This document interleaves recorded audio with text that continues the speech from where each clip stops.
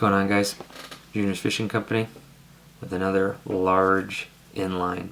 So today I'm going to be making more, obviously, a chartreuse inline. These are 7-inch silicone musky skirts from Lure Parts Online. This is Fire Tiger, the pattern.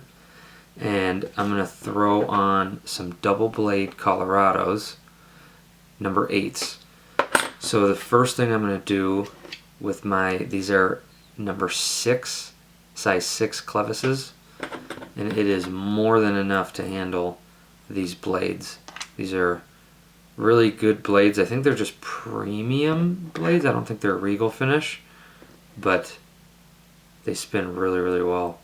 So I'm going to feed on both of my Clevises. Remember, when you're doing a double blade, put that first Clevis on, and then the first part of the second Clevis, and then the second part of the first Clevis, and then the last one, and you'll get a perfect spin. I've got a 5/32 silver bead I'm going to feed onto there, and then a 3/8 ounce. This is a lead body 3/8 ounce, so it's not like the warm weights that if you've watched any of the other videos. This is a bit longer because I want to add some length to this bait without having to add 52 beads, because the beads are really where it's a lot easier for your wire to get bent from the bead where the beads are. So I try to avoid putting as many beads on as I can. I'm going to put 3 5/16 silver beads on here. Got some dubbing all over the place. You can put dubbing on it. So I've got 3 of those on there. And then I've got these 2 skirts, and both of them, they come like this. You can see one side is longer than the other. The first skirt I put on, I'm going to put on the short side up. So I'm going to flip that short side up. I don't want to put that long side on first. And I'm just going to get these evenly pushed around as I can. And I'm going to feed my wire right through. Lose a little bit of skirt. So you can see that the shorter part, it bends down really nice, but I want to add length to this. So both of the long ones that I put on are going to be facing down. So I'm going to take my second skirt and I'm going to do the same thing.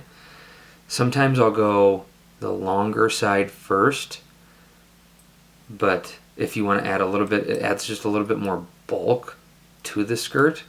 But I'm not too concerned about having a really big fat bait.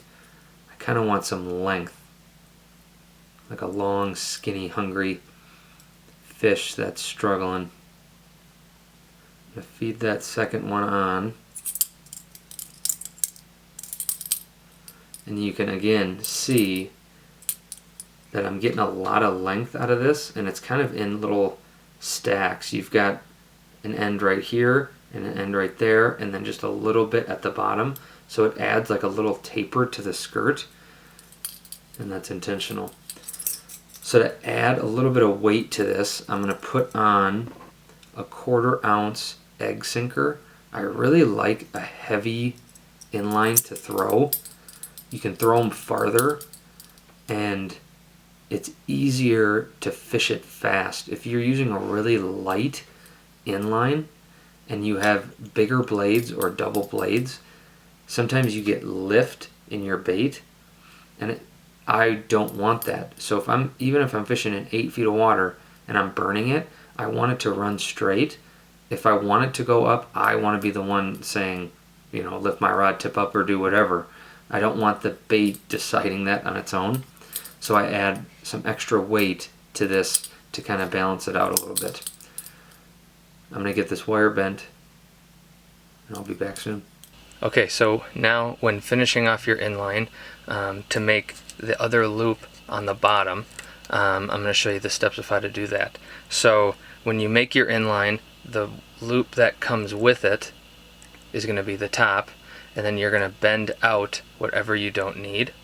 And the first rule when you're doing this is you want to make sure that on the top of your bait you leave a 1/4 inch or less to allow that clevis to spin without hitting the top bend in your wire. So I've got these little pliers that help create kind of the nice little loop. So we can just pretend I left this blank so that you're going to be able to see everything well. So I'm going to take this right at the bottom where the widest part is, and I'm going to bend it about parallel with itself. And then I can take it over to my little screw here, and I'm going to want to make sure that this blank line is down towards me. I'm going to bend it, holding the other one, about 45 degrees off of my screw, and I can take it off. Now it'll get a little crooked, so take a pair of pliers and you're going to straighten that out. You're going to go back to your screw and you're going to rotate it 1, 2, 3 is usually good. You can go 4 if you want. Now I've got all of this tag end, so I'm going to take my wire cutters and I'm going to get as close as I can to that bottom part, and I'm going to snip it off. There will be a little piece sticking out here. You can mash it down if you want. Really the only thing you want to make sure is that you come back here and straighten this out again, and you will have your inline ready to fish. Wire's bent. So I've got a 40-pound split ring on a 1/0, 2/0. Yeah, 2/0. A 2/0 Mustad treble. This is plenty of beef. I've never had even one of these bend out. And I mean, really, this is a great bass bait. I can't tell you how many bass I've caught throwing this for musky. You know, something like this. It's not crazy huge, but it's big enough where, you know, you'll get musky, you'll get big pike, but you'll also get super aggressive big bass too. And so I don't like to throw like a 6/0 treble, just because a big hook like that is going to tear a bass up. So, and the 40-pound split ring is plenty too, with the I don't think I said it, 0.051 wire. This is a sturdy bait for sure. So I'm going to get that fed on. And in the other musky video, I showed what I do and what a lot of people do when you're adding a second treble onto this. I've never added a ton onto a bait like this, a bait of this size, but you definitely could.